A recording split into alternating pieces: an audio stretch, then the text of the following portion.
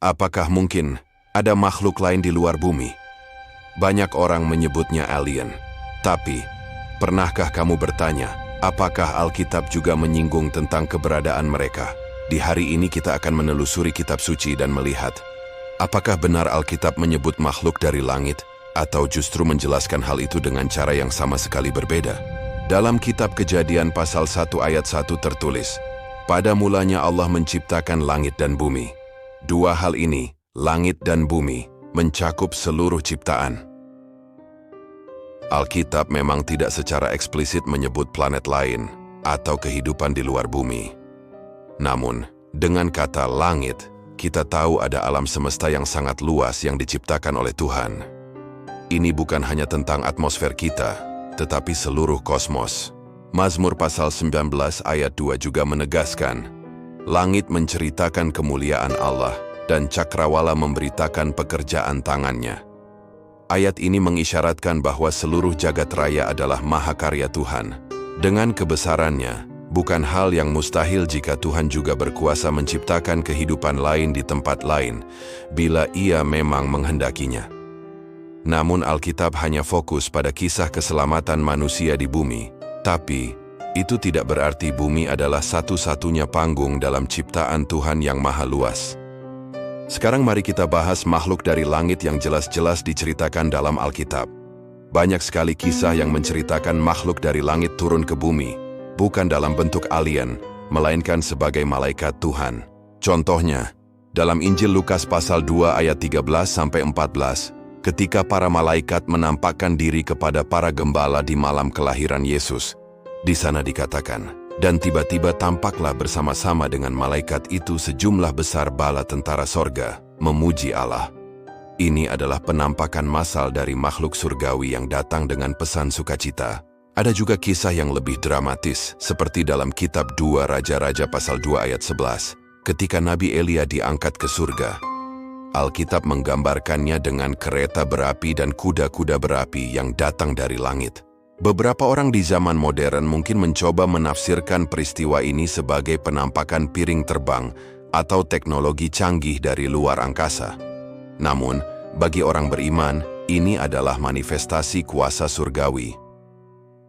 Ini adalah cara Tuhan menunjukkan kemuliaannya dengan cara yang begitu agung, sehingga melampaui pemahaman manusia pada saat itu, bahkan hingga sekarang. Ada beberapa ayat yang sering sekali dikaitkan dengan alien dan membuat banyak orang penasaran. Salah satu yang paling terkenal adalah dari kitab Yehezkiel, pasal 1 ayat 4-6. Dengarkan baik-baik deskripsinya. Lalu aku melihat, tampak datang dari utara suatu angin badai, suatu awan besar dengan api yang menyala-nyala, dan dari tengahnya tampak sesuatu yang berkilat-kilat seperti logam. Namun jika kita melihatnya dari sudut pandang teologis dan konteks Alkitab, ini adalah sebuah penglihatan rohani. Apa yang dilihat Yehezkiel bukanlah perangkat keras atau pesawat luar angkasa, melainkan simbol kemuliaan dan kekudusan Allah yang tak terlukiskan. Manusia memiliki keterbatasan bahasa untuk menggambarkan hal-hal surgawi. Jadi, apa yang dilihat Yehezkiel mungkin tampak seperti teknologi canggih bagi kita. Padahal itu adalah lambang kehadiran Tuhan yang Maha Kuasa, Maha Tahu, dan Maha Hadir. Itu adalah cara surga berkomunikasi dengan bahasa simbol yang bisa ditangkap oleh Nabi. Jadi setelah semua ini, apakah mungkin Tuhan menciptakan kehidupan lain di luar sana? Meskipun Alkitab tidak pernah sekalipun menyebut kata alien, kitab suci juga tidak pernah menutup kemungkinan bahwa Tuhan bisa saja menciptakan makhluk lain.